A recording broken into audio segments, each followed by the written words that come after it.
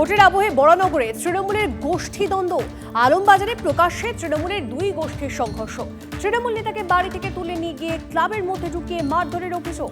ছোট্ট মহলি নামে ওই শাসক নেতাকে বাঁশ, রড ও আগ্নেয়াস্ত্র দিয়ে মারধরের অভিযোগ। ঘটনায় অভিযুক্ত তৃণমূল নেতা পুলক ঘোষ।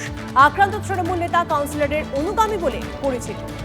আর একবার আপনাদেরকে জানিয়ে রাখি, ভোটের আবহে বরানগরে তৃণমূলের গোষ্ঠীদ্বন্দ্ব।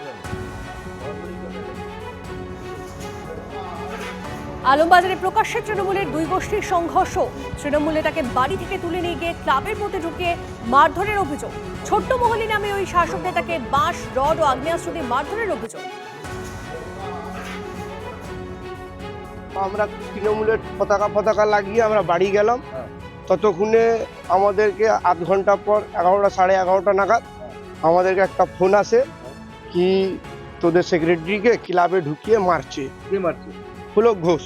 কি করে উনি টিএমসি করে। আচ্ছা, আমরা পিতা মুখার্জি আমাদের ওয়ার্ড কাউন্সিলর, আমরা তার পিছনে আমরা কাজ করি। কেন মারলো?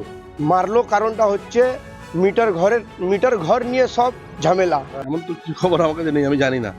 আমি একটা খবর পাচ্ছিলাম যে ওই আমাদের ক্লাবের সামনের দিকটা একটা বস্তি আছে, ওখানে বোধহয় ছোট মহলির নামে একটা আমি অভিযোগ পেলাম যে ও কোনো মিটারকে কেন্দ্র করে, লাইনের মিটার যেটা ভাড়া দেয় বোধহয়, ওটা কেন্দ্র করে কোনো মহিলাকে কোনো ছেলেকে মেরেছে।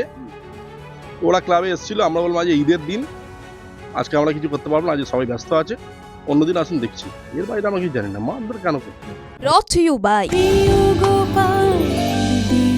কলকাতায় আর জেলায় জেলায়।